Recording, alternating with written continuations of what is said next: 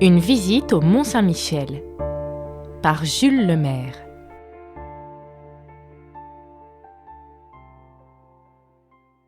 À l'issue d'un semblant de déjeuner pris à la hâte dans la grande salle de l'unique hôtel de Pontorson, une voiture découverte nous emporte à travers les 2 rues larges et désertes de la petite ville pour s'engager à la suite d'un omnibus surchargé de touristes dans une route poudreuse bordée de haies vives conduisant au Mont-Saint-Michel, dont la tour aérienne de l'église perce vaguement au-dessus des grands peupliers qui masquent l'horizon.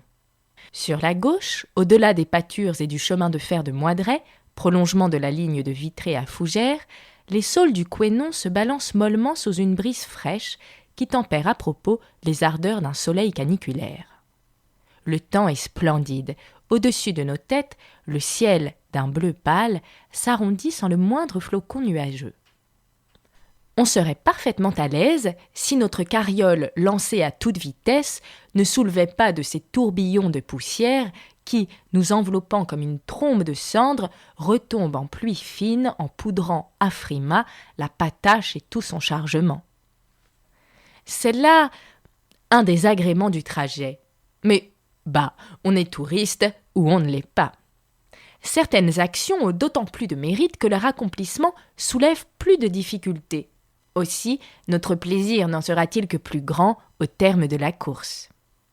Pour faire diversion, nous écoutons attentivement un de nos compagnons de voyage, jeune abbé à son 3e pèlerinage au Mont, et qui, dans le but d'aiguillonner notre curiosité, paraît profiter de sa connaissance des lieux pour nous les dépeindre sous des couleurs légèrement forcées. Nous n'avons certes nullement besoin de ce stimulant nouveau, car notre imagination est montée à son maximum de tension. Bien que l'on avance rapidement, l'aspect du paysage varie fort peu. Toujours des haies vives, de la poussière à saturation et un perpétuel rideau de peupliers dans le fond de la campagne. À chaque instant, on rencontre des convois de petites charrettes chargées de vases grises, appelées tangues, riches en grès recueillis à l'embouchure du Couesnon et expédiés dans l'intérieur des terres. Moidret, avec ses petites chaumières de torchis éparpillées au milieu de la verdure, et sa gare minuscule cachée derrière une touffe d'arbres, est déjà dépassée. Les roues de notre véhicule enfoncent jusqu'au moyeu dans la poussière de la route que l'on est forcé d'abandonner à tout moment en faisant des écarts dans une prairie sablonneuse brûlée par la sécheresse. Le sol maigrit à vue d'œil. L'estuaire marneux du Couesnon s'élargit comme un étang entre ses rives bourbeuses, et un brick goélette, couché sur sa quille, y attend patiemment que la haute mer vienne le remettre à flot. Tout indique cependant que l'on approche du mont, mais les malencontreux peupliers, toujours dépassés et sans cesse renouvelés, s'obstinent jusqu'au bout à le dérober à nos regards anxieux.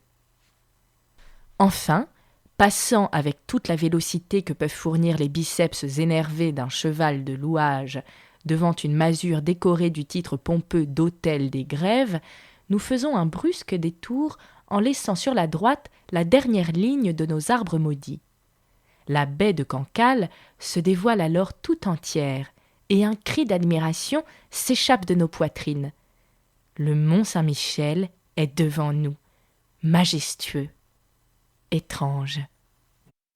Au milieu de l'immense nappe cendrée des Grèves se dresse, fier et altier, le rocher célèbre que surmontent les hautes murailles de l'abbaye, au-dessus desquelles une élégante basilique s'élance hardiment dans les airs. Au pied des murailles, sur les flancs du roc, la petite ville de Saint-Michel se développe en amphithéâtre et descend jusqu'au niveau de la vieille enceinte de tours noires qui la protège contre les grandes marées. Tout cet ensemble, éclairé de face par un brillant soleil de midi, paraît être à quelques pas de distance, quoique 2 ou 3 kilomètres nous en séparent encore. Nous allons quitter la route qui mène au rivage entre 2 haies. Nous espérons que vous avez apprécié cet aperçu. Pour continuer à écouter ce livre audio sur Google Play Livres, utilisez le lien dans la description de la vidéo.